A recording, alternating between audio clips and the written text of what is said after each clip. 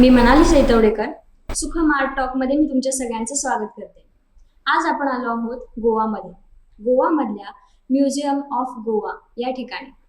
या म्युझियममध्ये तुम्ही बघू शकता की असंख्य चित्राचे प्रकार आणि स्कल्पचरचे प्रकार तुम्हाला बघायला मिळतील, ज्यात मुख्य करून एक समावेश आहे तो गोव्याच्या राहणीमानाचा, इथल्या इतिहासाचा आणि गोव्याच्या एकूणच प्रवासाचा.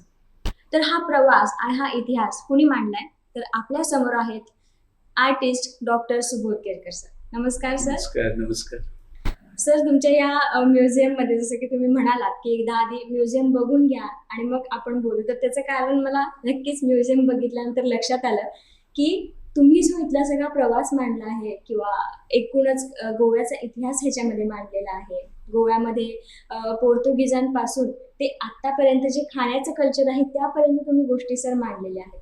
तर त्याची मी सुरुवातीलाच एक तुम्हाला धन्यवाद मानते की इथल्या लोकांपर्यंत आणि बाहेरून येणाऱ्या लोकांना ही सगळी माहिती तुमच्या या म्युझियममुळे मिळते सर. तर आपण इंटरव्ह्यूला सुरुवात करूया आणि मला विचारायचं आहे की तुमच्या बालपणाविषयी आम्हाला थोडंसं सांगा सर. माझे वडील शिक्षक होते आणि त्यांना आर्टिस्ट पण व्हायचं होतं. आणि मराठी लिटरेचरमध्ये MA केलं. कोल्हापूरला पण कोल्हापूर विद्यापीठामध्ये पण ते शिकले त्यांनी आणि कोल्हापूरला पण काही वर्ष होते. आणि मग ते हळदणकर नावाचे जे आर्टिस्ट होते SL हळदणकर, ते आमचे दूरचे नातेवाईक. की त्यामुळं ते त्यांच्या क्लासमध्ये मुंबईला शिकले आणि ते विल्सन कॉलेजमध्ये पण होते. आणखी त्यांना आर्टिस्ट व्हायचं होतं पण त्यांना काही ते जमेना, कारण त्यांचं चांगली चित्र काढायचे पण टू सर्व्हाइव्ह ऑन आर्ट, फक्त कलेवर उदरनिर्वाह कसा होतो ते काही त्यांना जमेना. आणि त्यामुळे ते गोव्याला आले. परत आम्ही गोव्याचेच. आणखी मग ते गोव्याला त्यांनी शिक्षकाचा पेशा पत्करला.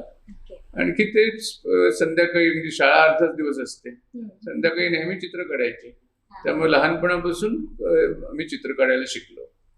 म्हणजे हळदणकर जे वॉटर कलर लँडस्केप्स बनवायचे ते माझे वडील पण चांगले बनवायचे, ते मला शिकवलं. माझ्या बाकीच्या भावंडांना शिकवलं. त्यामुळे लहानपणापासून मी लँडस्केप बनवणं, पोर्ट्रेट्स करणं हे काम करायचो. पण मी चांगला विद्यार्थी होतो. बोर्डामध्ये मी 7वा आलो. त्यामुळे मला कुठल्या पण कॉलेजमध्ये ऍडमिशन मिळत होतं. आणि त्यावेळी मी आर्टिस्ट होणार हे कधी विचार पण केला नव्हता. आर्टिस्ट ही हॉबी होती. हा व्यवसाय प्रोफेशन करायचा हे कधी मी विचार केलाच नव्हता. त्यामुळे मी डॉक्टर बनलो. मग 7 वर्ष मी हॉस्पिटल सुरू केलं. आणखी त्यानंतर हळूहळू मला कलेकडे जास्त कल माझा वाढला. त्याच्यापूर्वी सुद्धा मी जेव्हा मेडिकल स्टुडंट होतो तेव्हा मी व्यंगचित्र काढायचो, इलस्ट्रेशन्स करायचो. आणि व्यंगचित्र म्हणजे नवीन टाइम्स म्हणजे वर्तमानपत्र आहे, त्याचं ऑफिस माझ्या मेडिकल कॉलेजच्या बाजूला होतं. त्यामुळे मध्ये मध्ये मी त्या ऑफिसमध्ये जाऊन तिकडे इलस्ट्रेशन्स करायचो. त्यामुळे माझा आणि कलेचा संबंध मी मेडिकल कॉलेजमध्ये असताना तेव्हा पण होता. पण नंतर मी ठरवलं की वैद्यकीय व्यवसाय सोडायचा आणि पूर्ण वेळ कलेला वाहून न्यायचा. पण तो एक असा क्षण असेल की ज्यावेळी तुम्हाला वाटलं की नाही, पूर्णपणे मी एक आर्ट करू शकतो किंवा पूर्ण त्याच्यावरती निर्भर राहणं. आता मी सगळ्या 5 स्टार हॉटेलचा डॉक्टर होतो. ताजमध्ये मी डॉक्टर होतो. त्यामुळे ते मला त्यांचा जो कॉन्फरन्स रूम असायचा तो मला द्यायचे वर्षातनं 1-2दा. मी चित्र पण काढायचो डॉक्टर असताना. त्यामुळे तुझी दाखव चित्र. तेव्हा मी तिकडे माझी चित्र प्रदर्शित करायला लागलो. लोक विकत घ्यायला लागले. म्हटलं अरे वा, मी याच्यावर पण उदाहरण चांगला करू शकतो. त्यामुळं मी असं एक क्षण असा नव्हता. पण मी ठरवलं आणि समजा नाही चाललं तर पुन्हा मेडिकल प्रोफेशन आहेच. कारण मेडिकल प्रोफेशन हा चांगला सेफ्टी वॉल्व होता. म्हणजे समजा नाही कोणी विकत घेतली चित्र, पण त्याच्यापेक्षा सगळ्यात मोठी महत्वाची गोष्ट अशी झाली की मी काय करायचो, कला म्हणजे काय करायचो. मी लँडस्केप्स करायचो, काही फिगरेटिव्ह कामं करायचो, फिशरमॅन फिशर वुमन यांची पोर्ट्रेट्स करायचो. आणखी लँडस्केप्स ऑफ गोवन हाऊसेस, आणखी अशी लँडस्केप होती, चांगल्या पद्धतीची लँडस्केप. पण मला वाटलं मी आर्टिस्ट झालोय आणि आता त्याच्यावर उदरनिर्वाह पण होतोय, चांगले विकत घेत आहे. पण मग आणखी 2 वर्षांनी मी मेडिसिन प्रॅक्टिस करत असताना जी फिलिंग मला होती ती पुन्हा आली. मी म्हटलं हे काय, हे तर बोरिंग आहे. ओके. कारण मेडिसिन मध्ये फक्त कॉफ, कोल्ड, टायफॉइड, मलेरिया हे फक्त ट्रीट करायचं. त्याच्यात मोठासा बुद्धीला हे नसायचं, म्हणजे चालना नसायची. आणखी त्यामुळे मी बोर व्हायचो. म्हणजे तुम्हाला आतापर्यंत जे माहित झाले तेच तेच तुम्ही परत म्हणजे वापरता. कफ, कोल्ड, टायफॉइड, मलेरिया एवढं फक्त कधी कधी एखादी डिफिकल्ट केस यायची आणि ती तुम्ही डायग्नोज केली की वाटायचं हा केलं. पण मेडिसिन आर्ट मध्ये पुन्हा लँडस्केप आणि पोर्ट्रेट याच्यात काही मजा येईना. मग मला कळून चुकलं की स्किल ही आर्ट नाही आहे. स्किल तुम्हाला येते, तुम्ही चांगलं ड्रॉइंग करू शकता, स्टील लाईफ करू शकता, पण तुम्ही आर्टिस्ट होत नाही. जसं तुम्हाला व्याकरण चांगलं आलं तर तुम्ही लेखक नाही बनत. व्याकरण एकदम उत्तम येतं, पण लेखक बनायला काहीतरी तुमच्याकडे सांगण्यासाठी पाहिजे, स्वतःची काहीतरी पाहिजे, म्हणजे सांगण्यासारखं, लिहिण्यासारखं काहीतरी तुमच्याकडे पाहिजे. तसंच आर्टमध्ये सुद्धा तुम्ही फक्त स्किल तुम्हाला आली म्हणून तुम्ही आर्टिस्ट होत नाही. तुम्हाला सांगण्यासारखं काहीतरी पाहिजे. तुम्ही त्या कलेतनं काय सांगू शकता, काय सांगायचं तुम्हाला आहे. आणखी बाकीचे पण आणखी इंट्रिकसीज आहेत. हे जेव्हा मला कळून चुकलं की मी आता अजून आर्टिस्ट झालेलो नाही, तेव्हा खऱ्या अर्थानं माझा कलेचा प्रवास सुरू झाला. तेव्हा एक्सप्लोरेशन सुरू झालं. मग माझी काही एक्झिबिशन युरोपला होती, त्यामुळे मला तिकडं एक नोकरी पण मिळाली युरोपमध्ये. जर्मनीमध्ये मी इलस्ट्रेशन्स करायला लागलो कार्टून फॉर्ममध्ये. त्यामुळे वर्षभर युरोपमध्ये राहिलो. त्यामुळे मला सगळ्या म्युझियम मध्ये जाता आलं. आणखी museums, contemporary art museums of Europe became my teachers. आणखी पहिल्यांदा जेव्हा मी तिकडे गेलो तेव्हा मी काही गोष्टी बघायचो, ते हे काय आर्ट आहे मलाच कळायचं नाही. आणि माझा प्रवाह तेवढा अजून प्रचलित नव्हता की त्यामुळे माझ्या वडिलांनी रिअलिस्टिक कामं करायची. त्यामुळे त्यांनी मला सांगितलं होतं की रिअलिस्टिक आहे ते खरी आर्ट, बाकीचं काय आहे ते नॉनसेन्स. त्यामुळे मी आयदर वडिलांचं काय सांगितलं ते मानायचं की मी स्वतः फाइंड आउट करायचं. तर मी डिसाईड केलं की मीच मूर्ख आहे, मी ते शिकू दे. आणखी ते मग शिक्षण माझं सुरू झालं. आणखी ते modern art museums of Europe इकडनं सुरू झालं. आणि मग हळूहळू त्याच्यात मला 10 वर्ष लागली समजायला. मी 35 वर्षाचा असताना मी चांगली वॉटर कलर लँडस्केप करायचो, पण मी आर्टिस्ट झालो नव्हतो. याच्याविषयी मला प्रश्न विचारायचा की तुम्ही जेव्हा हे लँडस्केप पोर्ट्रेट्स वगैरे करत होता तर वडिलांकडून तर तुम्हाला हे शिकायला मिळतच होतं, पण अजून कोण असे इथले आर्टिस्ट असतील गोव्यातले किंवा तुमच्या ओळखीचे जे आर्टिस्ट मित्र तुमचे कोणी होते का तेव्हा? ते तसे पुष्कळ माझे आर्टिस्ट मित्र होते. आणखी मुंबईला प्रदर्शनाला जायचो, इकडे तिकडे जायचो. त्यामुळे बरेच आर्टिस्ट भारतामधले आवडायचे. मग वडिलांना जे आर्टिस्ट आवडायचे, म्हणजे वडिलांना भारतामधले आवडायचे ते आपले हळदणकर, मग धुरंधर, जोमराज, पोलराज, मग अंबादास, कोल्हापूरचे, हे काही आवडायचे त्यांना. तर ती पण चित्र मला त्यावेळी लहानपणापासून बघायची सवय झाली. रवी वर्मा आवडायचे, मग युरोपमधले पॉल गोगान आवडायचे, मग बाकीचे व्हॅन गॉग आणखी ही मंडळी सगळी आवडायची. पण पिकासोकडे त्यांचा कल नव्हता. आणि मला पिकासो नंतर कळला. पिकासो सोडून त्या जे ऍबस्ट्रॅक्ट आहेत, गायतोंडे म्हणा किंवा बाकीचे जे अमूर्त पेंटर्स होते, ते मला नंतर शिकायला मिळालं. म्हणजे मी 45 वर्षाचा, म्हणजे 35 ते 45 वर्ष हे माझं शिकण्यात गेलं. लोक विकत घेत होते मी काय करत होतो ते, पण बेसिकली माझी जर्नी ही शिक्षणाची होती त्यावेळी. आणि 45 वर्षाचा झालो तेव्हा मी सांगू शकतो की बाबा आता मला थोडंसं त्यातलं कळतं. कारण तुम्ही लॉयर असाल तर तुम्ही लॉयरकी सोडून सरळ डॉक्टर बनू शकत नाही, त्याची डॉक्टरकी शिकावी लागते. तसंच डॉक्टरकी सोडून सरळ आर्टिस्ट व्हायचं तर ते आर्ट पण शिकावं लागतं. आर्ट आणखी डॉक्टरकी, लॉ याच्यामध्ये मोठा फरक नाहीये. ते तितकंच शिकावं लागतं, जास्त शिकावं लागतं. आणि तुम्ही डॉक्टरकी सोडून जेव्हा आर्टकडे वळलात तर तेव्हा काही म्हणजे तुम्हाला चॅलेंजेस आले असतील? लोकांना वाटलं मी मूर्ख आहे, कारण लोकांनी मला विचारलं की नॉर्मली ती जी यशाची पायरी असते ती लोक वर चढतात. तू ऑलरेडी डॉक्टर आहे, तू खाली कशाला येतोय? त्यांना वाटलं की मी आता आर्टिस्ट होतोय म्हणजे यशाच्या पायरीवरनं मी खाली येतोय. पण मला तसं काही वाटत नाही. कारण माझं एकदम पूर्ण खात्री झालेली आहे की जीवनाचा एकच उद्देश आहे, तो म्हणजे आनंद. आनंद मिळवणं हा एकच उद्देश आहे. आणि ज्या गोष्टीत तुम्हाला आनंद मिळतो ती गोष्ट तुम्ही करावी. आणखी यश आनंद मिळवण्यामध्येच आहे. यश बँकेमधले बँक बॅलन्स वाढवण्यामध्ये नाहीये. तेव्हा मला वाटतं जगामधला एक अत्यंत आनंदी माणूस आहे. त्याचं कारण मला जे आवडतं ते करतो. ते करू शकतो. हा, त्याची आणखी दुसरी एक फार सुंदर व्याख्या आहे, जे काम तुम्हाला कोणी एक पैसा पण न दिला तरी तुम्ही जे करणार ते तुमचं खरं काम. वा. आणि मी जे आता काम करतो म्हणजे ते फक्त आता हे चित्र विकल्यानंतर पैसे मिळणार म्हणून मी करत नाही. मी इकडे बसल्यावर कला निर्मितीशिवाय मला दुसरं काही येतच नाही, मला दुसरं काही सुचतच नाही. तेच स्फूर्ती मिळते तुम्हाला आणि तेच काम तुम्हाला आनंद देतं.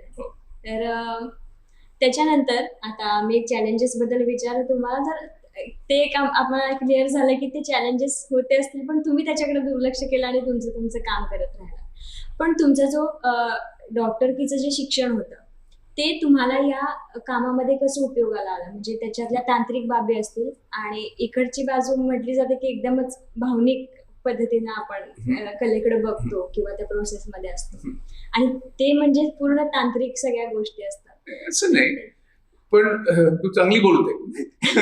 मला वाटतं की कुठलंही शिक्षण हे म्हणजे युजलेस नसतं, निरुपयोगी नसतं. तुम्ही काही शिका तुमच्या आयुष्यामध्ये, त्याचा काहीतरी उपयोग होतोच. आता मी डॉक्टरकी शिकलो, सगळ्यात पहिली गोष्ट म्हणजे डॉक्टर असणं हे त्याच्यामध्ये एक सर्व्हिस एलिमेंट पण असतो. नक्कीच. आणखी तो सर्व्हिस एलिमेंट होता, त्याच्यामध्ये एक एम्पथी असते की तुम्ही त्या पेशंट बरोबर तुमचं एक नातं निर्माण झालं पाहिजे. दुसरं एक कॉन्फिडन्स पण असतो, कारण तुम्ही मुलांना preside over deliveries of babies and you preside over deaths of people. कित्येक लोक मरतात, त्यांचं तुम्ही तिकडे त्याला त्यांच्याबरोबर असतं ते हँडल करावं लागतं, मृत्यू हँडल करावा लागतो आणि जन्मही हँडल करावा लागतो. त्यामुळं तुमच्यामध्ये एक मॅच्युरिटी येते, कारण you have seen life and death from a very close angle, closer than anybody else. आणखी त्यामुळं एक मॅच्युरिटी तयार होते, त्याचा फार उपयोग झाला. मग डॉक्टरकीमुळे एक कॉन्फिडन्स होता, कारण डॉक्टर होणं कठीण आहे, म्हणजे तुम्ही ऍडमिशन मिळणंच फार कठीण असतं. त्यामुळं त्याचा एक कॉन्फिडन्स होता, तो कॉन्फिडन्स आला.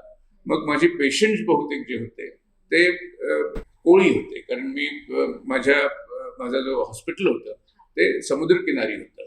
आणि मी म्हणायचो इकडे मुलं जन्म देतात, ते जन्म घेतात ती समुद्राच्या म्युझिक ऑफ दी ओशन. तेव्हा त्यामुळं जे कोळी होते त्यांच्या जीवनाशी माझा एकदम जवळचा संबंध आला. त्यांचं जीवन कसं असतं, ते कसे जगतात. त्यामुळं तो जो कोळ्यांबद्दल जो माझा एक जी आपुलकी आणखी निर्माण झाली ते आता माझ्या पेंटिंग आणि स्कल्पचर मध्ये आली. कारण आता मी पेंटिंग्स करतो, 90% पेंटिंग मला वाटतं 80-90% फक्त कोळ्या लोकांवरच करतो, कारण ते माझे पेशंट होते. तेव्हा ते पेशंट आता माझे सब्जेक्ट झाले. समुद्र, सुख दुःख, त्यांचे प्रॉब्लेम सगळे त्याच्यामध्ये आले. मग मी समुद्रावर हॉस्पिटल होतं माझं, त्यामुळे समुद्र पण आला माझ्या.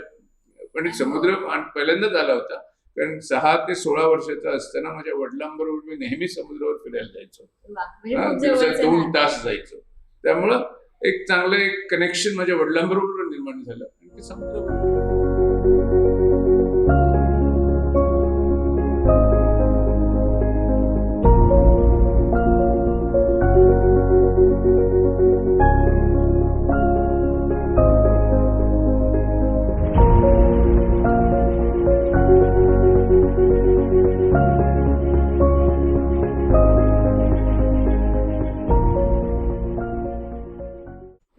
सगळ्या ज्या गोष्टी आहेत, आणखी मी कॉलेजमध्ये असताना स्टुडंट ऍक्टिव्हिस्ट होतो.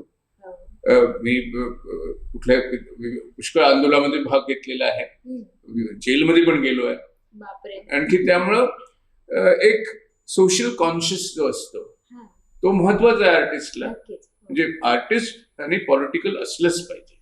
तुम्ही जर पॉलिटिकल नाही तर तुम्ही आर्टिस्टच होऊ शकत नाही. म्हणजे काय आपल्या सोबत आपण जगताना कंटेम्पररी काळामध्ये काय चालू आहे काय नाही ह्या गोष्टी आपल्याला समजत जातात त्या इन्व्हॉल्वमेंटमुळं, आणि त्याचा नक्कीच आर्टवर परिणाम पण होतो आणि आपण एक संवेदनशीलपणे त्या गोष्टी मांडू पण शकतो. परिणामच असा होत नाही. कला म्हणजे काय, मी इंग्रजीमध्ये सांगतो, artist is a sensor, receptor and transmitter of ideas in a society. Sensor म्हणजे जे काय होतं ते तुमच्या हृदयाला लागलं पाहिजे. समजा युद्ध होत असेल, दलितावर अत्याचार होत असतील, कुणी मुस्लिमांना आणखी यांना असे मुस्लिम हिंदू पोलरायझेशन होत असेल, असं जे काय होतं त्याच्याबद्दल तुम्हाला खंत पाहिजे, आणखी ते तुम्हाला लागलं पाहिजे. मग त्यावर तुम्ही विचार केला पाहिजे. सो युअर सेन्सेस, ट्रान्समिटर्स आणि युअर रिसेप्टर्स म्हणजे हे सगळं तुमच्या डोक्यामध्ये गेलं पाहिजे आणि मग तुम्ही तुमच्या आयडिया ट्रान्समिट केल्या पाहिजे तुमच्या माध्यमातून. तुम्ही लेखक असाल तर लेखणीमधनं तुम्ही त्या आयडिया सांगितल्या पाहिजे. तुम्ही चित्रकार असाल तर चित्रामधनं, स्कल्पचर्स मधनं, इन्स्टॉलेशन मधनं, व्हिडिओ मधनं. सो हे basically artist should be aware. तुम्ही बाहेर युद्ध जर होत असेल तर तुम्ही तुमच्या स्टुडिओमध्ये बसून फुलांची चित्र नाही काढू शकत. तुम्ही युद्धाबद्दल काहीतरी केलं पाहिजे. तुम्ही बाहेर काय होतं, आता इतके शेतकरी आत्महत्या करतायत, त्याचं तुम्हाला काहीतरी लागलं पाहिजे. तुम्ही आर्टिस्ट कसले नाही तर तिकडे आत्महत्या होते आणि तुम्ही फुलं काढता, तसं नाही होणार. तुमचं यू शुड बी अवेअर. आणि if you breathe political air you have to exhale political art. म्हणजे मी पॉलिटिकल नाही आहे हे जेव्हा आर्टिस्ट कोणी म्हणेल त्याचा अर्थ असा की तुम्ही घाबरट आहात. तुम्ही जे कोण पॉवरफुल आहात त्यांच्या पायाशी साष्टांग नमस्कार घातलेला आहे, लुटांगण घातलेलं आहे आणि तुम्हाला ते ऑपोजिट करायची हिंमत तुमच्यामध्ये नाही आहे. Fearlessness is also function of art. म्हणजे आर्टिस्टनं कुठलीही भय ठेवून अर्थ नाही, कारण भय असल्यावरती आर्ट नॉर्मल होणारच नाही. एक सत्यता आपल्याला जी दिसते समोर ती मांडण्याची धमक पण कलाकारांमध्ये असलं पाहिजे. नक्कीच. ह्याच्यामध्ये सर तुम्ही आता एक उल्लेख केला की तुम्ही जर लिहित असाल किंवा कविता करत असाल तरी हे सगळं गरजेचं आहे, म्हणजे सगळ्याच आर्टिस्टसाठी. तर त्याला रिलेटेड एक मला प्रश्न विचारायचा सर की तुमच्या टाइममध्ये किंवा तुमचे जुने सुद्धा असतील, इथले गोव्यामधले जे लेखक होते, साहित्यिक होते, त्यांच्याशी तुमचा काही संबंध आला का किंवा त्यांच्या लिखाणाचा, कवितांचा काही प्रभाव तुमच्या कामावर? हो, माझा संबंध होता, आहे, चालू असतो. म्हणजे मी वाचन करतो, कारण कुठलीही कला ही फक्त तीच कला, आणखी बाकीच्या कलेला आपण विचार असं नाही होत. म्हणजे सगळ्या कला एकामेकाशी कनेक्टेड आहेत. सगळं आयुष्यच एकामेकाशी कनेक्टेड आहे. तुम्ही असं मी आर्टिस्ट आहे पण मी सिनेमाला जात नाही, मी पेंटिंगच करतो, मी गाणं ऐकत नाही, मी कोणी काही वर्तमानपत्र वाचत नाही. म्हणजे या सगळ्या गोष्टी एकामेकाशी कनेक्टेड आहेत. आणि त्यामुळे माझे कित्येक जे लेखक किंवा बाकीचे क्षेत्रामधले गायक म्हणा किंवा नाटककार म्हणा, हे माझे कित्येक मित्र होते. लहानपणी म्हणजे कॉलेजमध्ये असताना पु ल देशपांडे फार आवडायचे. मी त्यांचं मुलाखत पण मी घेतलेली आहे, त्यांचं ड्रॉइंग पण मी केलेलं आहे त्यांच्याबरोबर बसून, त्यांच्याबरोबर बियर पण घेतलेली आहे. तेव्हा पु ल देशपांडे म्हणा ते आवडीचे लेखक होते माझे. मग आता शशी थरूर आहेत आणि कित्येक रामचंद्र गुहा आहेत, हे सगळे लेखक आहेत, ते माझ्या ओळखीचे आहेत, प्रत्येकांशी माझा संबंध आहे. नक्कीच. आणि बाबा बोरकर पण इकडचेच. बाबा बोरकरांच्या कविता फार आवडतात. पु ल देशपांडेंनी फार सुंदर म्हटलेल्या आहेत बाबा बोरकरांच्या कविता. त्यांच्यासोबतची एक आठवण सर आमच्यासोबत. त्यांच्यासोबतची आठवण म्हणजे मी त्यांच्याबरोबर एकदा पार्टीला गेलो होतो, मी आणि माझा एक मित्र. आणखी ते फार कविता म्हणून दाखवायचे. त्या दिसा वडापणा घडत तिंसाचा, मंद मंद वाजता आली तुझी को पायजण आहे. त्यांची फार सुंदर कविता आहे आणि ती पु ल देशपांडेंनी पण म्हटलेली आहे. त्यांची दुसरी कविता आहे अशी, ती मला फार आवडणारी कविता आहे त्यांची, की जीवन त्यांना कळले हो, जीवन त्यांना कळले हो, मी पण ज्यांचे पक्व फळावरी सहजपणाने गळले हो. हे बाबा बोरकरांची फार सुंदर कविता आहे. त्याच्यावर मी एक स्कल्पचर बनवलेलं आहे. ते अहम नावाचं स्कल्पचर आहे आणि ते आणि एक इन्स्टॉलेशन पण बनवलेलं आहे. मी आता अहम म्हणजे म्हणजे मी पण पक्व फळावरी गळतं, तेव्हा मी आता ही कल्पना कशी इन्स्टॉलेशन मध्ये सांगायची.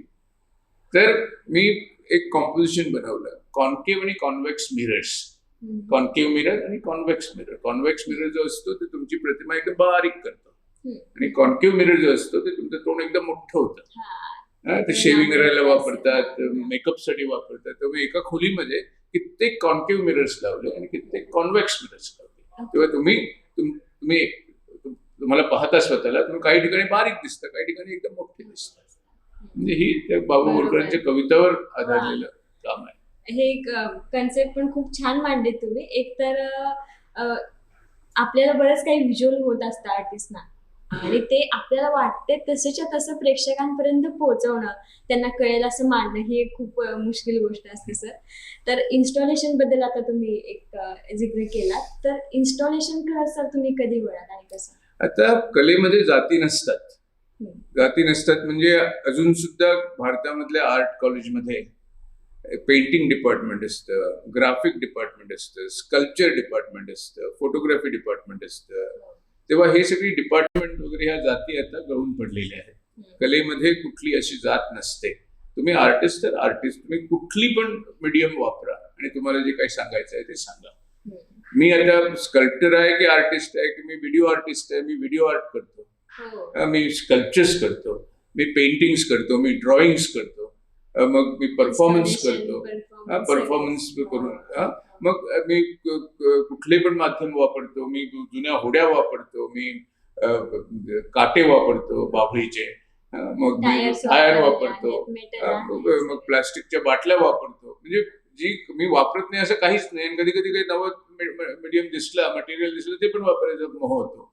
त्यामुळं कलेमध्ये ह्या जाती ज्या आहेत, म्हणजे ही आर्ट आणि ती आर्ट असं काही नसतं. कला इज अ होलसम एक आहे.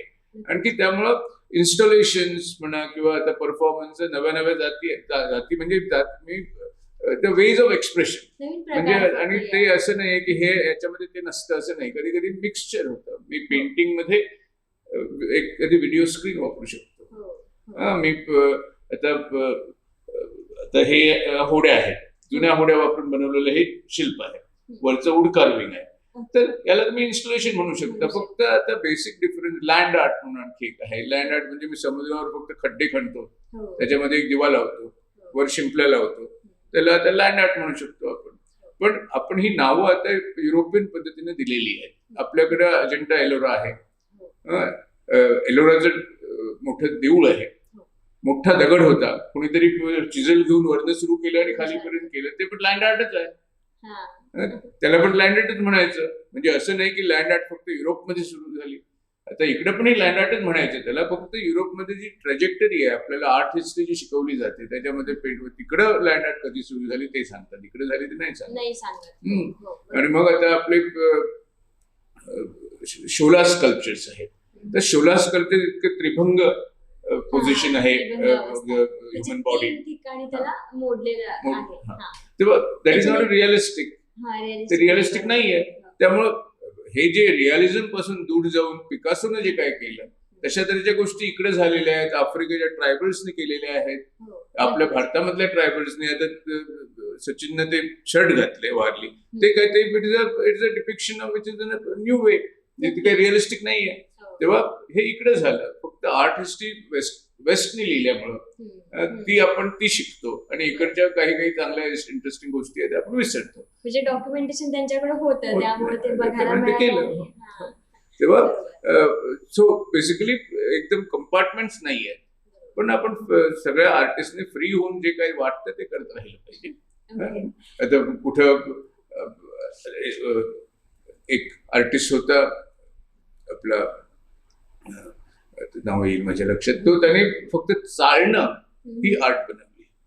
चालणं म्हणजे तो फक्त एका माळरानावर सरळ चालायचा आणि माळरानावर बारीक बारीक फुलं आहेत, ती ज्या वाटेत तो चालतो ती फुलं फक्त पिकअप करून टाकायचं बाहेर. तेव्हा फोटो तुम्ही घेता तेव्हा काय दिसतं, एक माळरान आहे, पूर्ण फुलं आहेत, फक्त एक रेषा आहे, तिकडे फुलं नाही आहेत. आता दिस इज आर्ट. त्याने काहीतरी एक्सप्रेस केलं. सो अशा तऱ्हेच्या पुष्कळ गोष्टी आहेत. अँडी गोल्ड्सवर्दी आहे, तो फक्त पानं, जुनी पानं, झाडांची पानं एकमेकाला चिकटून करतो, काटक्या वापरून काहीतरी करतो. तेव्हा हे सगळं ह्या वेगवेगळ्या एक्सप्रेशन्स आहेत.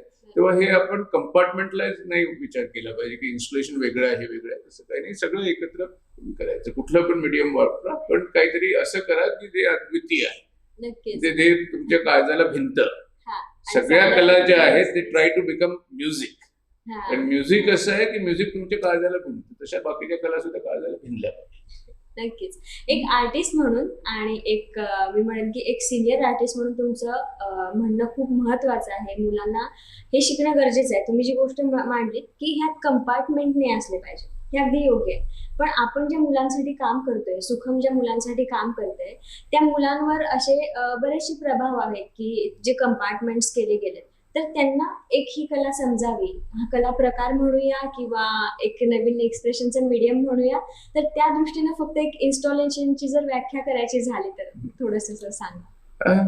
इन्स्टॉलेशन म्हणजे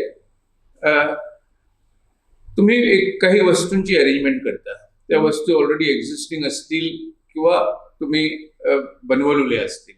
आणखी त्या वस्तू ज्या आहेत, आता स्कल्पचरमध्ये ती स्कल्पचर आणि तुम्ही एवढंच असतं. आता इन्स्टॉलेशन जेव्हा करतो आपण तेव्हा तुम्ही ते स्कल्पचर, त्याच्या आजूबाजूचा परिसर, यांचं सगळ्यांचं एक नातं जोडलं जातं. सो एखाद्या लँडस्केपमध्ये म्हणजे निसर्गामध्ये समजा आम्ही अशी एक अरेंजमेंट आपण करायची ऑफ ऑब्जेक्ट्स, आणि ती निसर्ग जी लोकेशन आहे ती पण त्याला महत्वाची आहे.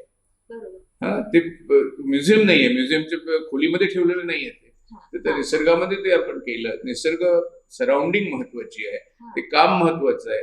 आणखी जे प्रेक्षक येणार त्या प्रेक्षकांची त्या वस्तूचं नातं पण महत्वाचं आहे, आणि आर्टिस्ट आणखी त्याच्यात महत्वाचं आहे. म्हणजे इन्स्पिरेशन असं असतं, पण ही हार्ड अँड फास्ट व्याख्या नाही. आता मुलांच्या शिक्षणाचा प्रश्न आहे, ते सगळ्यात महत्वाची गोष्ट आहे. मुलांना कला शिकवायची नसते. म्हणजे शिकवायची नसते म्हणजे काय ते सांगतो. सगळी मुलं ही आर्टिस्ट असतात, आणखी चांगली चित्र काढतात, ती पूर्णपणे फ्री असतात. एखादं मूल चित्र काढतं, त्याचं कॉन्सन्ट्रेशन बघा, ते पूर्ण कॉन्सन्ट्रेशनने त्या कामामध्ये व्यस्त असतं. त्याला तहानभुकेची आठवण काही नसतं. आणखी ते काय काढतं, तू काय करते बाई, काय काढतोयस हे विचारायची पण गरज नसते. कारण त्यांचं जे एक आंतरिक जग असतं, त्या आंतरिक जग ते आपल्या चित्रामधनं काढायचा प्रयत्न करतात. आणखी त्यांना फक्त पाहिजे ती एक सहानुभूती, आणखी एनकरेजमेंट ऑफ द टीचर किंवा पॅरेंट्स. तेव्हा एखाद्या मुलानं चांगलं गणित सॉल्व्ह केलं तर आपण पाठ थोपटतो, चांगलं केलं. पण एखादं चांगलं चित्र काढलं तर पाठ थोपटली जात नाही. त्यामुळं त्यांना तू काय काढतो किंवा हे ते चूक काढलेलं आहे, या तू घोडा काढलाय त्याला 2 शिपट्या कशाला काढल्या, किंवा घोड्याला शिंग कशाला काढलं, हे विचारायची गरज नसते. तो जे काढतो ते राईट ड्रॉइंग आणि रॉंग ड्रॉइंग असं काही नसतं.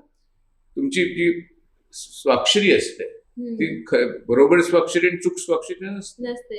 स्वाक्षरीत मी सुधारू शकत नाही, ही बाबा ही लाईन थोडी अशी करा, तशीच मुलांची चित्र आहेत. तेव्हा मुलांना पूर्ण फ्रीडम देणं, स्वातंत्र्य देणं चित्रामध्ये, हे सगळ्यात महत्वाचं आहे. आणि ते स्वातंत्र्य दिलं तरच जेव्हा ती ऍडल्ट होतील तेव्हा ती आर्टिस्ट राहतील. मी 65 वर्षाचा बालक आहे, I am a child of 65 years. That because मी मुलांसारखं अजूनही इन्क्विजिटिव्ह आहे. हे काय आहे, फुलपाखरं आहेत, आकाश आहे, पक्षी आहे, समुद्र आहे. म्हणजे मुलांना जे एक इन्क्विजिटिव्हनेस असतो तो कायम ठेवला पाहिजे, आणि कंडिशन नाही झालं पाहिजे.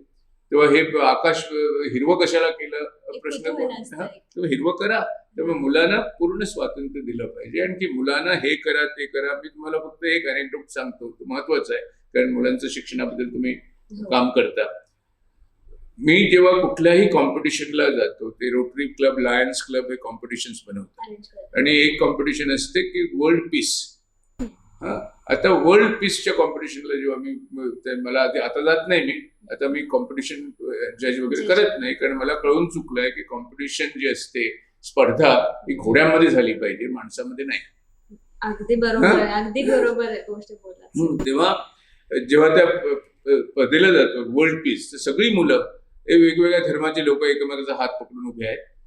एक डाव आहे, कबूतर आहे, आणखी वेगवेगळी धर्मस्थळं आहेत, हे काढतात वर्ल्ड पीस दाखवायला. आता हे त्यांना कोणी सांगितलं? तर लहान मुलांना हे वर्ल्ड पीस आहे हे कोणी सांगितलं? तर आईने सांगितलं, वडिलांनी सांगितलं, आणि टीचरने सांगितलं. कॉम्पिटिशनला जातो, हे काढ, तो डाव काढ. त्यामुळे त्यांची पूर्ण जी कला आहे त्याचा एकदम फालुडा केला. म्हणजे त्यांना स्वतः विचार करून वर्ल्ड पीस काय आहे हे विचार करायला त्यांना आपण वाव देत नाही. ती वाव मुलांना दिली पाहिजे. तेव्हा मुलांना तुम्ही एक आकार देता आणि आतमध्ये रंग भरा म्हणून सांगता.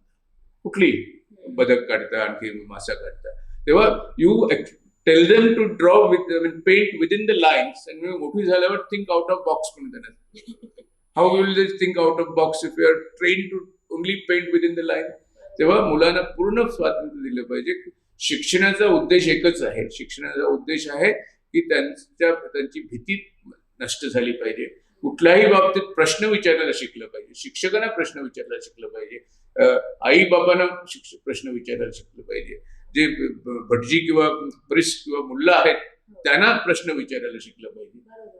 हे प्रश्न एकदम निर्भयपणे विचारणं हे शिक्षणाचा उद्देश आहे. त्यांना जे सांगितलेलं आहे ते मान्य करणं हे शिक्षण नाही. ते जर मान्य करणं म्हणजे कुठली ज्या संस्था आहेत त्या आपल्याला ते शिकवतात की बाबा हे नाही, तू या कम्युनिटीचा द्वेष केला पाहिजे, हे इकडचे नाही आहेत, पण ते का हा प्रश्न प्रत्येकाने विचारला पाहिजे. नाहीतर तुम्ही फक्त मीडियाकर लोक तयार करा. जो इंटेलिजंट माणूस आहे त्या माणसाला प्रश्न विचारायची हिंमत असते, नाहीतर तो इंटेलिजंट असूच शकत नाही. मग तुम्ही कोणी त्याला सांगितलं की बाबा हे मान्य करणं म्हणजे बरोबर, मग तो आणि प्रश्नाने विचारायचा नाही. म्हणजे सर्कशीतल्या प्राण्यांसारखं झालं, इथून इथं बस सर्कशीतले झालं, मग तो सर्कशीचा हत्ती होईल. त्याला जर बुद्धीला चालना दिली पाहिजे तर प्रश्न विचारायला त्याला शिकवा, निर्भय बनवा आणि सगळ्यांना प्रश्न विचारू दे, आणि let the person experience the world on his on terms. जग आपण स्वतः कसं आहे ते शिकलं पाहिजे. कोणी सांगितलेलं जग नको आहे, तुम्ही स्वतः जग शिका, जग समजा आणि जग आत्मसात करा. जग आपल्याला दिलेलं आहे पण ते आत्मसात करणं महत्वाचं आहे, आणि ते आत्मसात आपल्या तऱ्हेनं आपल्या पद्धतीनं केलं पाहिजे, कोणी सांगितलेल्या पद्धतीनं नाही. नक्कीच. फक्त एक आर्टिस्टच नाही तर माणूस होण्यासाठी जर हा महत्वाचं तुम्ही गोष्ट सांगितली, एक माणूस म्हणून इथे जर घडायचं, आर्टिस्ट माणूस नसल्यावर आर्टिस्टच बनत नाही. पहिल्यांदा आर्टिस्ट माणूस बनला पाहिजे. नक्कीच. आता आउट ऑफ द बॉक्स ही गोष्ट जर तुम्ही केलीत की नवीन विचार किंवा स्वतःचा विचार, स्वतःचा दृष्टिकोन एक असला पाहिजे, किंवा वेळ आली तर तो बदलण्याचीही त्यांच्यात धमक असली पाहिजे, तशा पद्धतीचं शिक्षण असलं पाहिजे. तर तुमचं जे इन्स्टॉलेशन किंवा परफॉर्मिंग आर्ट, आता तुम्ही ज्या पद्धतीने बोललात त्याच्यातून आम्हाला समजलं की हे ओघवतं आलेलं आहे तुमच्याकडे, की करता करता तुम्हाला जे गरजेचं वाटलं की नाही हे मला एक्सप्रेस करण्यासाठी हे गरजेचं आहे, तर तशा तशा त्या गोष्टी ऍड होत गेल्या. आता मी परफॉर्मन्स आर्ट करणार असं ठरवून तुम्ही ते केलेलं नाही, पण आपल्याकडं आतापर्यंत ज्या पद्धतीचं आर्ट चालत आलेलं आहे तर खूप वेळ लागतोय लोकांना हे सगळं समजून घ्यायला, आत्मसात करायला किंवा एक्सेप्ट करायला की हे पण आर्टचाच प्रकार आहे. आणि तुम्ही आता बाहेरही फिरता, बऱ्याच ठिकाणी तुमची एक्झिबिशन सुद्धा झालेली आहेत, बऱ्याच वेगवेगळ्या लोकांना तुम्ही भेटता. तर त्या तुलनेत भारतात आता इन्स्टॉलेशनचं स्थान किंवा एक परफॉर्मिंग आर्टचं स्थान कसं आहे, किंवा त्याचा अवेअरनेस बद्दल तुम्ही सांगाल का? भारतात हे स्थान एकदम वाईट आहे आणि त्याला पुष्कळ कारण आहेत. कारण भारताची लोकसंख्या आहे 1.4 बिलियन, म्हणजे 140 कोटी. त्या 140 कोटी लोकसंख्येमधले हार्डली काही 2-4 लाख लोकांना, फक्त 2-4 लाख लोकांना समकालीन कलेमध्ये थोडंसं काहीतरी कळतं, बाकीच्यांना काही माहिती नसतं, काही कळत नाही. आणि हा त्यांची चूक नाही आहे, कळत नाही त्याचं कारण जास्त मनाली तयार झाल्या पाहिजे, जास्त लोकांनी कला त्यांच्याकडे पोहोचवली पाहिजे. आता कोल्हापूरच्या ठिकाणी फॉर एक्झाम्पल, कोल्हापूर कशाला, गोव्यात घ्या, आणखी कुठं मुंबई पण घ्या, समकालीन कलेची दालनं किती आहेत. तेव्हा कोची मजुरीस बिनाले होतं, तिकडं सगळ्या तऱ्हेची लोक जातात, एक डेमोक्रेटायझेशन होतं. म्युझियम ऑफ गोवा मी सुरू केला, इकडं शेतकरी येतात, कामकरी येतात, सगळ्या तऱ्हेची लोक येतात, त्यामुळं एक सगळ्यांना एक समकालीन कला ऍटलिस्ट डोळ्याखालून जाते. आता कोल्हापूरच्या सारख्या ठिकाणी रिअलिस्टिक काम एक सोडलं तर दुसऱ्या तऱ्हेचं काम बहुतेक काय तिकडे दिसत नाही लोकांना. आता जर लोकांना बघायलाच मिळत नाही त्याला मग समजणार कशी कला, समकालीन कला. त्यांना ऍटलिस्ट बघायची ऑपॉर्च्युनिटी मिळाली पाहिजे. त्यामुळं जास्त म्युझियम ऑफ गोवा सारखी समकालीन कला क्षेत्र तिकडे तयार झाली पाहिजे, तरच त्यांना. आता याची कारणं पुष्कळ आहेत भारतामध्ये का नाही झालं, त्याचं कारण मुख्य आहे हे कॉलोनियल रूल आहे. इकडे आपल्यावर ब्रिटिश लोकांनी राज्य केलं, त्यामुळं जी 1850 साली एक हंटर म्हणून होता, आता तो हंटर सिव्हिल सर्जन होता चेन्नईमध्ये. आता त्या हंटरला दिसून आलं की इकडच्या लोकांना कला येत नाही. त्याला वाटलं की हे काय त्रिभंग साधी एक स्कल्पचर बरोबर करू शकत नाही, हा. माणसासारखं माणूस नाही करू शकत, म्हणजे अॅनाटॉमिकली परफेक्ट. युरोपमध्ये ते चालायचं. हो. तर ह्या गोष्टी त्यांना शिकवल्या पाहिजेत म्हणून त्यांनी 4 कॉलेजेस सुरू केली. एक मद्रास कॉलेज, एक मुंबईचं आर्ट कॉलेज जे, मग एक कलकत्त्यामध्ये आणि एक लाहोरला. आणि हे 4 कॉलेजेस जे होते त्याने भारतामध्ये ज्या कला होत्या त्याचं सगळं गठ्ठण केलं. त्याचं कारण असं, तिकडे कोण गेले शिकायला? तिकडे गेले उच्च वर्णीय लोक गेले. ते जे चित्रकार किंवा शिल्पकार जे होते गावातले ते नाही गेले तिकडे. तिकडे सगळे सो कॉल्ड हाय क्लास लोक गेले. आणि त्यामुळे हे जे चित्रकार होते त्यांना काहीच चालना तिकडे मिळालं. ते काय शिकले? They become mediocre artist from European stand. म्हणजे तिकडे जे काय करत होते, म्हणजे तिकडे आपण गोगा घ्या किंवा रेब्रांड घ्या, तिकडे रेब्रांड नाही तयार झाला. इकडं एक रेब्रांड सारखं काम करणारे एक मिडिओकर आर्टिस्ट तयार झाले, कॉपी करणारे. आणि ते पण एक ऍव्हरेज आहे. तर रवी वर्मा घ्या, रवी वर्माने कॉन्ट्रीब्युशन मोठं आहे भारतामध्ये, पण रवी वर्मा आणखी रेब्रांडची तुलना करा. रेब्रांड आणि रवी वर्माची तुलना होऊच शकत नाही. पण रवी वर्माचं महत्व असं आहे की रवी वर्माने त्या युरोपियन स्टाईलमध्ये इकडची देवांची चित्र काढली. आणि की त्यांनी देवांना आपल्या त्या देव कुठे कैदीमध्ये होते देवळामध्ये, त्या कैदीमधून त्यांची सुटका करून रवी वर्माने सगळ्यांच्या इव्हन अस्पृश्यांच्या घरामध्ये ते नेले. सो गांधी, रवी वर्मा आणि गांधी, म्हणजे रवी वर्मा पहिल्यांदा ओल्डर पर्सन, पण गांधीने देवळं खुली केली अस्पृश्यांसाठी आणि रवी वर्माने अस्पृश्यांची घरं देवांसाठी खुली केली. तेव्हा त्यामुळं इकडं हे जे कॉन्टेम्पररी ही जी आहे तिकडे लोकांना शिक्षण मिळालंच नाही. आणखी त्यामुळे हे जास्त शिक्षण मिळालं पाहिजे, ऑपॉर्च्युनिटीज मिळायला पाहिजे, जास्त कलादारांना सुरू झाली पाहिजे, तेव्हाच ती लोकांपर्यंत पोहोचेल. नाहीतर आपल्याला फक्त काही लोकांशीच राहील. म्हणून मी म्युझियम ऑफ गोवा सुरू केला. कारण मला कळून चुकलं की मी जे काय करतो आहे ते हार्डली 1-2 लाख लोकांपर्यंत पोहोचणार, बाकीच्यांना माहितीच नाही मी काय करतो. आणि मी थोडासा एक सोशलिस्ट विचारसरणीचा असल्यामुळं मला वाटलं की आता गॅलऱ्या पुष्कळ आहेत, मोठ्या मोठ्या गॅलऱ्या आहेत, पण त्या कुठे असतात? त्या 5 स्टार हॉटेलमध्ये असतात. सामान्य लोक तिकडे जाऊन बेल पण वाजवायला धैर्य होत नाही. तेव्हा सामान्य लोकांना तिकडे जाताच येत नाही, कारण ते कुठं बेल वाजवणार हे आपलं नाही म्हणतात. ते समकालीन कला ही फक्त मोठ्या श्रीमंत लोकांसाठी, ती आमच्यासाठी नाही.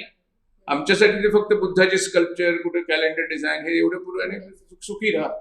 त्यामुळं ही जास्त समकालीन सगळीकडे पोहोचली पाहिजे. त्याचं महत्व आहे. जेव्हा तुम्ही कला सगळीकडे पोहोचवता तेव्हा कलेबरोबर, कलेचा उद्देश हा डेकोरेशन नाही आहे. हे तुमचं वक्तव्य सर खूप आम्हाला आवडतं. तुमच्या मुलाखतीत तुम्ही ऐकलं होतं की कला ही फक्त डेकोरेशन साठी नाही आहे. तर कलेचा उद्देश पुष्कळ आहे. कलेचं फंक्शन काय आहे? पहिल्यांदा कला तुम्हाला शिकवते की याचं इंटरप्रिटेशन हे पण आहे, ते पण आहे, आणि दोन्ही बरोबर आहेत. फक्त मी ज्या पद्धतीनं काय केलं, माझ्या डोक्यामध्ये काय होतं तेच तू बघितलं पाहिजे असं काही नाही. तू दुसरं विचार कर, ते पण that is also all right. So एक प्लुरल विचारसरणी कला शिकवते, कला लिबरल बनवते. कला तुम्ही कधी हिंदू मुस्लिम रायट मध्ये अल्ला रखा सुरी घेऊन भीमसेन जोशीच्या मागे धावतोय असं होईल का? नाही होणार. कारण ते लोक इतके अद्वैताच्या इतके जवळ गेलेले असतात कलेच्या माध्यमातून. त्यांना हे असलं हिंदू मुस्लिम रायट्स किंवा हिंदू ख्रिश्चन रायट हे त्यांच्या डोक्यात नसतंच. तेव्हा कला तुम्हाला तिकडे घेऊन जाते. एक फार सुंदर रुमीची कविता आहे, is a field of the right. सत्याचं एक शेत आहे आणि एक असत्याचं शेत आहे, आणि त्याच्या पलीकडे आणखी एक शेत आहे. सत्य आणि असत्याच्या शेताच्या पलीकडे आणखी एक शेत आहे. त्या शेतामध्ये आपण भेटूया. तेव्हा कला तुमचं हात पकडते आणि तुम्हाला त्या शेतामध्ये घेऊन जाते, जिकडे सत्य असत्य त्याच्या पुढे. सांग तुला नाही ठीक आहे, तू म्हणे एखादा प्रश्न विचारायला सांग की आता स्टुडंट्स जसं की आतापर्यंतचे कला जे करत आले, जे शिकत आले, तर ह्या नवीन प्रवाहाला तुम्ही एक्सेप्ट करताना स्टुडंटसाठी तुम्ही काय सांगाल?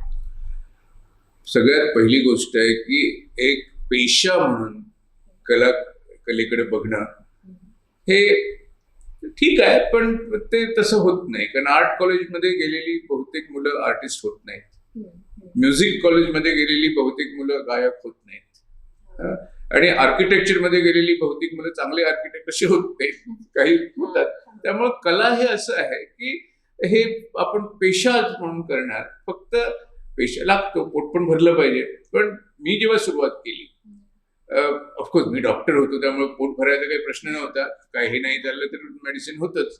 पण मी जेव्हा कला सुरू केली तेव्हा मला पण कुठं हॉटेलच्या रिसेप्शन मध्ये काहीतरी डेकोरेशन हे काय हे पण मी पण केलेलं आहे. पण मी कॉन्शियस होतो की मला माहिती होतं मी हे जे करतोय ते फक्त काही पैसे थोडेसे मिळवण्यासाठी करतोय. मला इकडं हेच करत राहायचं नाहीये. हे महत्वाचं आहे.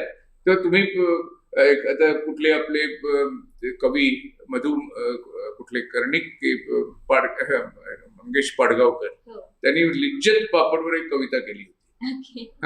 तेव्हा लिज्जत पापडने मला वाटतं त्याला चांगले पैसे दिले. पण ठीक आहे, त्यांनी केली कविता. पण एरवी कवीला कोणी जास्त पैसे देतच नाही. तेव्हा लिज्जत पापडवर करून जरी जर काही पैसे त्यांना मिळाले ठीक आहे. पण बाकीच्या कविता त्यांनी लिज्जत पापडावर नाही आहेत ना. त्याच्यामध्ये दम आहे. एखादी लिज्जत पापड म्हणून केली तेव्हा मी असं म्हणेन की आर्टिस्टना मध्ये मध्ये लिज्जत पापडवर करायला हरकत नाही पेंटिंग. तुम्ही करा थोडंसं कमर्शियल काम. पण शेवटी तुम्हाला माहिती पाहिजे की हे मी करतोय ते फक्त थोडंसं पोट भरण्यासाठी करतोय. पण माझा खरा जो कला आहे त्याच्याकडे मी कॉम्प्रोमाइज करत नाही. तेव्हा आर्टिस्टला ऍडवाइस एकच की तुम्ही पूर्णपणे ऑनेस्ट राहिलं पाहिजे तुमच्या कलेशी. ही म्हणजे तुम्ही सगळ्यांना फसवू शकता पण तुम्ही स्वतःला फसवू नाही शकत. तुम्ही जेव्हा घरी जाल आणि की तुमचं डोकं तुम्ही उशीवर ठेवून झोप, तेव्हा तुम्हाला कळणार की बाबा मी हे चित्र काढलंय हे मी फसवलेलं आहे, मी कुठलं कॉपी केलेलं आहे. बाकीच्यांना तुम्ही वाटेल ते आपलं तुमचं आहे, पण तुम्ही स्वतःला नाही फसवू शकत. तेव्हा पूर्ण honesty is the only way for doing anything in life. फक्त कलाच नाही. तेव्हा तुम्ही जेव्हा पूर्ण ऑनेस्ट असता तेव्हा तुम्ही खऱ्या अर्थानं आनंदी होता. तुम्ही जर ऑनेस्ट नसाल तर आनंदी होऊच शकत नाही. तुमचे जे सगळे आम्ही सर इन्स्टॉलेशन्स बघितले किंवा जे स्कल्पचर्स बघितले, पेंटिंग बघितले, तर ते सगळ्या मागे तुमचे एक छोटे छोटे व्हिडिओ पण आम्ही बघितले होते ज्याच्यामध्ये तुम्ही ते एक्सप्लेन करत आहात ते आर्ट की मी कुठलं मटेरियल वापरलं आहे, कशासाठी वापरलं आहे.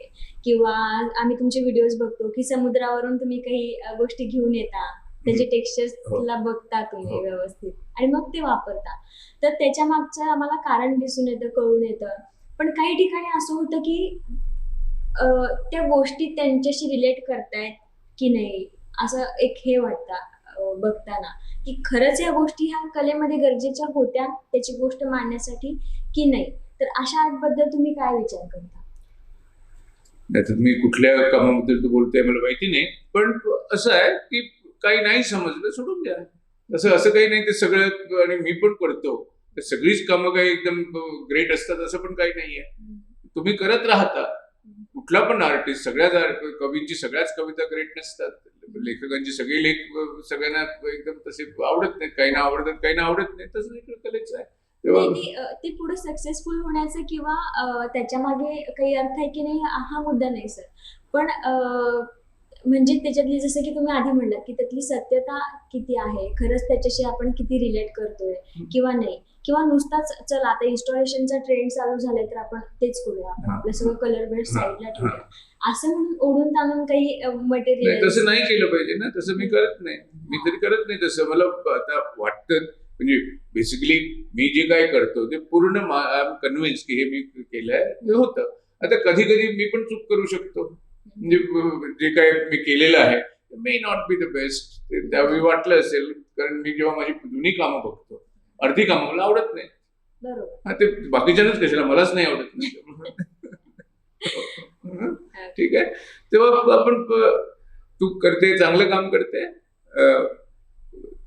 माझा जो इंस्टाग्राम चॅनल आहे किंवा माझा युट्यूब चॅनल आहे त्याच्यामध्ये मी कसं विकायचा काही प्रयत्न करत नाही. तिकडे मी तिकडे फक्त लोकांना बाबा कला समजावी, त्याच्याशी जास्त कनेक्ट व्हावं. आता विकणं पण महत्वाचं आहे. पण हे आता भारतामध्ये कित्येक जे बिझनेस एक्झिक्युटिव्ह आहेत म्हणजे IT मध्ये आहेत ते 1.5 लाखाचा फोन घेऊन फिरतात. त्यांची घड्याळं, त्यांचे कपडे, काही काही बुटच असतात 25,000चे. हे सगळं ते त्याच्यावर पैसे खर्च करतात. पण हेच लोक एक 20-30 हजाराचं एखादं पेंटिंग आपल्या खोलीमध्ये लावत नाही. ते कशाला लावत नाहीत? कारण त्यांच्याशी ते कनेक्टच होत नाही. कनेक्टिव्हिटी तेव्हा तुम्ही आर्ट एज्युकेशन प्रोग्राम केल्याशिवाय ते कनेक्ट कसे होतील, ते कसे विकत घेतील? तर मी जे काय करतोय ते त्यांना एक एज्युकेशन करण्यासाठी की बाबा हे जर तुम्ही पेंटिंग लावलं तर पण त्याच्यातनं काहीतरी तुम्हाला आनंद मिळेल, त्याच्यातनं तुमची जी लाईफस्टाईल आहे त्याच्यामध्ये फरक पडेल, तुम्ही कनेक्ट व्हाल कलेशी. तेव्हा आर्ट एज्युकेशन महत्वाचं आहे मार्केट वाढवण्यासाठी. फक्त तिकडे काही लाऊडस्पीकर लावून विकत घ्या असं नाही सांगायचं ना. तेव्हा त्यांना पहिल्यांदा कला समजली पाहिजे. तेव्हा हे समजणं महत्वाचं आहे. त्यामुळे माझे जे व्हिडिओज आहेत आणि इन्स्टॉलेशन आहे त्यांच्यासाठी कनेक्ट व्हायचं. ते कनेक्ट होण्यासाठी तर खूप सोपे झाले. म्हणजे आम्ही राहतो कोल्हापुरात, तर आम्हीच ऑलरेडी समुद्रापासून खूप लांब आहे. तर इथलं जीवन समजून घेणं किंवा इथली लोक असतील, इथलं राहणीमान, खाणं, सगळंच बऱ्याच गोष्टी सर तुमच्यामुळे आम्हाला समजल्या. इथला इतिहास असू दे, तर ते खूप महत्वाचे तुमचे. आणि ते व्हिडिओ शॉर्ट आहेत, माणसं थोड्या वेळात सुद्धा ते पटकन ग्राफ्स करणं त्यांना सोपं जातं. त्यामुळे ते खूपच उपयोगी आहेत मुलांसाठी, सगळ्या लोकांसाठी. आणखी एक प्रश्न मला तुम्हाला असं विचारायचा, बाहेरचे जे बिनाले केला तिकडचे बिनाले कशा स्वरूपाचे आणि कशा पद्धतीचं त्यांचं हे आहे, बॅकग्राऊंड आहे.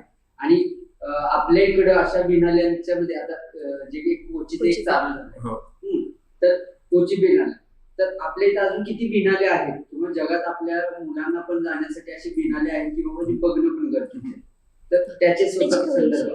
आता बिएनाले म्हणजे काय? तर बिएनाले म्हणजे 2 वर्षांनी जी गोष्ट होते त्याला बिएनाले म्हणतात. आपला कुंभमेळा किती वर्षांनी होतो? 12 ते 14 नाले होणार. 12 वर्ष 12 नाले. म्हणजे बिएनाले म्हणजे काही दुसरं काही नाही की बिएनाले म्हणजे 2-2 वर्षांनी होणारं जे काही इव्हेंट आहे त्याला बिएनाले म्हणतात. आता व्हेनिस नावाचं जे शहर आहे इटलीमध्ये, तिकडं हे बिएनाले सुरू झालं 19व्या शतकामध्ये.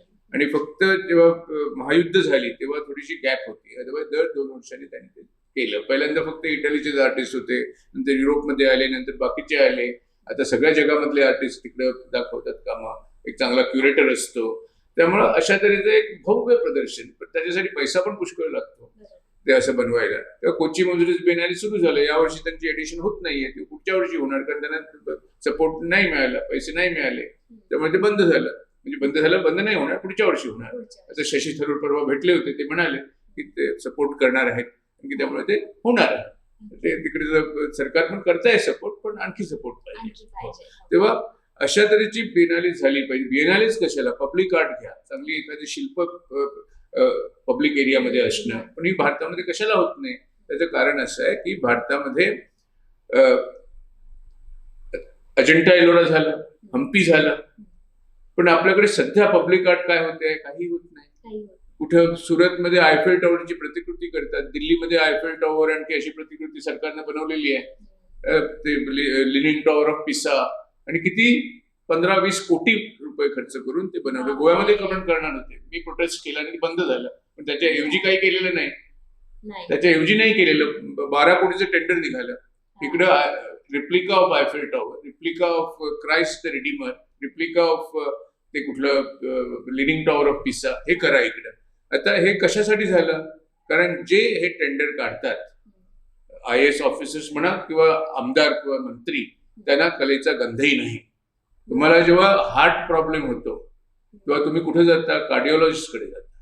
तुम्ही सेक्रेटरी हेल्थकडे जात नाही ना. Secretary health cannot help you. तुमचा हार्ट प्रॉब्लेम काय आहे, तुम्हाला कार्डिओलॉजिस्टकडे गेलं पाहिजे. तेव्हा तुम्हाला आर्ट प्रॉब्लेम होतो तेव्हा तुम्हाला क्युरेटरकडे गेलं पाहिजे. तुम्हाला सेक्रेटरी ऑफ कल्चर किंवा कल्चर मिनिस्टर, त्याला तुम्ही हार्ट अटॅक केल्यावर हेल्थ मिनिस्टरकडे जाणार का? पण कला प्रॉब्लेम काय होतो की हेच मंत्री किंवा जे अधिकारी आहेत ते आपणच ठरवतात काय करायचं. त्यांना वाटतं आपल्याला येतं हे, पण त्यांना येत नाही. त्यामुळे भारतामध्ये इतके चांगले आर्टिस्ट असून सुद्धा पब्लिक आर्ट काहीच नाहीये. तेव्हा आपले आमदार म्हणा किंवा आपले IAS ऑफिसर्स म्हणा, ते क्युरेटर्स नाही आहेत, त्यांनी क्युरेटर होऊ नये, त्यांनी चांगला क्युरेटर सिलेक्ट करावा. आणखी त्यानंतरच तिकडे काहीतरी बदल होईल पब्लिक आर्टमध्ये. तेव्हा पब्लिक एक्झिबिशन होणं हे होत आहे. मी करतो, आणखी पण कोची मुजरीज बिनाले करतायत, पण विदाउट गव्हर्नमेंट. गव्हर्नमेंटचा सपोर्ट घेऊन नाही. गव्हर्नमेंटनं सांगितलं ते मला हनुमान चालीसेवर करा. मला हनुमान चालीसेची काही विरोध नाहीये, मी करेन, पण मी हनुमान जसा काढायचा आहे तसा काढेन. त्यांना तो हनुमान फक्त एक्झॅक्टली जो रवी वर्माने काढला त्याची तुम्ही कॉपी करा. हनुमान असा असतो का? मी गणेश गणपती चित्र काढली, मला मारायला आले, आणि काही मी वाईट काढलं नव्हतं. मला पण गणपती आवडतो, सगळ्यांना आवडतो, आणि मीच कशाला, बाळासाहेब ठाकरे घ्या किंवा कित्येक आर्टिस्टने कित्येक गणपतीवर व्यंगचित्र पण काढलेली आहे, तेव्हा ती आपल्याला मान्य होती. पण आज अशी सिच्युएशन झाली आहे, तुम्ही कुठं पण देव पकडला तर त्यांच्या भावना दुखतात, कुणाच्या तरी भावना दुखायला लागतात. तेव्हा मी डॉक्टर आहे, त्यामुळे मी विचार करायला लागलो या भावना कशाला दुखतात. तो बाबा हा जो भावना दुखणं, याला मी एक रोगाचं नाव दिलं, religious sentiment hurtitis. Religious sentiment hurtitis. आता रोग होतात, बॅक्टेरियामध्ये होतात, व्हायरल मध्ये होतात. तेव्हा आता हा रोग कशामध्ये होतो याचा मी विचार करायला लागलो, आणि मला कळलं की हा ऑटो सायकोसोमॅटिक डिसीज आहे. याचा अर्थ असा की काही तुम्हाला पाहिजे तेव्हा तुमच्या हा भावना दुखतात. तुम्ही ठरवायचं फक्त आता भावना दुखल्या पाहिजे, त्या दुखतात. असेच कोणतरी होते, मला त्यांनी डेथ थ्रेट सुद्धा दिल्या की आमच्या भावना दुखल्या तुझ्या गणपतीच्या चित्रामुळे. मी म्हटलं आता मी चांगला, मी थोडासा गांधीवादी माणूस आहे, कुणाला दुखवत नाही, दुखवलं नाही पाहिजे. मी गेलो त्यांच्या घरी, बायको होती ती, कुठं ते तुमच्या नवऱ्याच्या भावना मी दुखवल्या म्हणून त्यांनी मला गडबड होते, मला त्यांना थोडंसं सांत्वन भेटायचंय, खरोखर भावना दुखल्यात का त्यांच्या बघायच्या भावना. ती म्हणाली काय हार्टलेस माणूस आहे मी, ती बरोबर कामं करते, मी बरोबर कामं करते, कारण की याला काही पडलेलं नाही, भावना वगैरे काही नाही येत त्याला. तेव्हा हा जोक म्हणून सांगितलं, पण हे असंच होतं. ही रियालिटी आहे सर, ही रियालिटी. ह्या माझा विचारण्याचा उद्देश काय होता की मला सांगायचं होतं की तिकडची जी काही आधुनिकता किंवा कलेच्यातला जो स्पष्टवक्तेपणा मांडण्यात आला, तर मला तिकडच्या मुलांना सांगायचं की बाबा तिकडच्या एरियात हे घडते, बिनाले घडते, म्हणजे नेमकं काय डेफिनेटली करतात. बिएनाले म्हणजे काही नाही, बिएनाले म्हणजे मोठं बिएनाले म्हणजे मोठी प्रदर्शनं, आणि त्याच्यासाठी एक चांगला क्युरेटर असतो, आणि तो सगळ्या त्याची आर्ट निवडतो. आणखी ते सोडून दुसरं बिएनाले म्हणजे काही नसतं. मी कोरियामध्ये बुसान बिएनालेमध्ये भाग घेतला, कोची मुजुरी बिएनाले तिकडे काम दाखवलेलं आहे. कशी निवड झाली म्हणजे अप्लाय करायचं. मी अजून सुद्धा अप्लाय करतो पास, पण आता मी जास्त अप्लाय करणं सोडून दिलं, कारण ते आता प्राइजेस वगैरे लहान, पहिल्यांदा प्राइज साठी वगैरे अप्लाय करायचो, पण आता मी सांगितल्याप्रमाणे मला प्राइज वगैरेचा मोह नाहीये.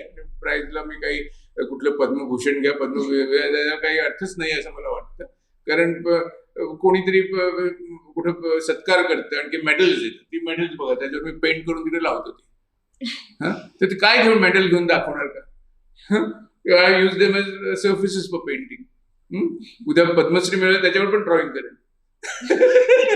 त्यामुळं हे ज्या सगळ्या गोष्टी आहेत या you should B beyond that.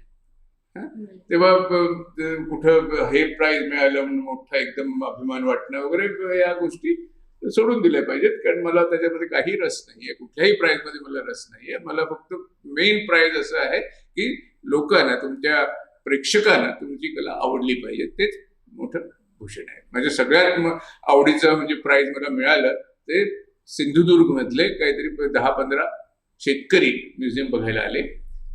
आणखी त्यांनी म्युझियम बघितलं, तिकीट काढून आले, बघितलं, त्यांच्याकडे बघितल्यावर मला कळलं की बाबा हे साधे लोक आहेत, शेतकरी वगैरे असेच वाटतात. तेव्हा मी विचारलं त्यांना, आणखी मला मराठी येत असल्यामुळे आम्ही सिंधुदुर्गचे, आम्ही शेतकरी आहोत. मी त्यांना विचारलं तुम्ही इकडे कसे पोहोचला म्युझियम बघायला? तर ते म्हणाले नाही, आमचा आणखी एक शेजारी आहे, तो गेला होता, तो पण शेतकरीच आहे, त्याने तुमचं ते म्युझियम बोर्ड बघितला इकडे तिकडे आणि तो आला, त्याला म्युझियम एकदम आवडलं. तेव्हा त्यांनी आपल्याला येऊन सांगितलं की तुम्ही गोव्याला जा, समुद्र नका बघू, कारण त्यांचा समुद्र आणि आमचा समुद्र एकच आहे, त्यांचा समुद्र वेगळा नाहीये, तुम्ही म्युझियम ऑफ गोवाला जा, तिकडे काहीतरी वेगळं बघायला मिळेल. आता अशा तऱ्हेचे क्षण जे आहेत ते माझ्यासाठी सगळ्यात मोठं प्राइज आहे. ही खूप चांगली गोष्ट आहे. अशा पद्धतीनेच लोकांमध्ये अवेअरनेस येऊ शकतो, जे की त्यांच्यापर्यंत पोहोचणार काहीतरी आपण करू आणि ते बघतील. इकडे संपवा. हा एक लास्ट क्वेश्चन विचारते सर. म्युझियम ऑफ गोवामध्ये काय काय ऍक्टिव्हिटीज होतात आणि मुलांसाठी इथं काही अपॉर्च्युनिटीज आहेत का? म्युझियम ऑफ गोवामध्ये पहिल्यांदा गोव्याचा इतिहास समकालीन कलेदार दाखवला जातो. हे एज्युकेशनल इन्स्टिट्यूशन पण आहे, कारण तुम्ही इकडे येऊन जेव्हा सगळं बघता तेव्हा काहीतरी जास्त तुमची समज आणखी इतिहासाबद्दल वाढते. आता तुम्हाला माहिती होतं का मिरच्या इकडच्या नाही आहेत? नाही तुम्ही ते डॉक्युमेंटरी बघितली बघितलं. तेव्हा कित्येक गोष्टी म्हणजे कलेच्या माध्यमातून आम्ही इतिहास मांडतो. मग मुलांसाठी चिल्ड्रन्स आर्ट स्टुडिओ आहे. म्युझियम ऑफ गोवा आता मी बघत नाही, ती माझी मुलगी बघते, शारदा केरकर, ओके. आणि तिनं चिल्ड्रन्स आर्ट स्टुडिओ सुरू केलेला आहे. इकडं थिएटर होतं, म्युझिक होतं, इकडे चांगलं कॅन्टीन पण चांगलं आहे, मोक कॅफे. आणखी त्यामुळे इकडे बाकीचे काही इव्हेंट्स होतात, पण मुलांसाठी पुष्कळ आहे. तेव्हा मुलांना इकडे जरूर मुलांनी यावं. आणि मुलांसाठी स्टुडिओज आहेत, आणखी ऍडल्ट्स जे आहेत ते पण मुलं बनवू शकतात, कारण लहान मुलांचा स्टुडिओ ऍडल्टसाठी पण खुला आहे. कारण ऍडल्टनी मुलं बनणं महत्वाचं आहे. नक्कीच नक्कीच. आणि आहे. स्टुडंटसाठी पण इथं आल्यानंतर तिकडे चांगले गायडेड टूर्स आहेत. नॉमिनल चार्जेस, स्टुडंटची तिकीट कमी आहे. ठीक आहे. ओके. ओके, तर आपण इथं संपूया. आणि खूप धन्यवाद सर, आम्हाला इतका वेळ दिलात आणि म्युझियम ऑफ गोवा सारखी गोष्ट तुम्ही लोकांसमोर आणलीत, त्याबद्दल खूप खूप आभार आहेत सर तुमचे. थँक्यू. तू पण चांगलं काम करते. कॉंग्रॅच्युलेशन. अभिनंदन. Thank you sir.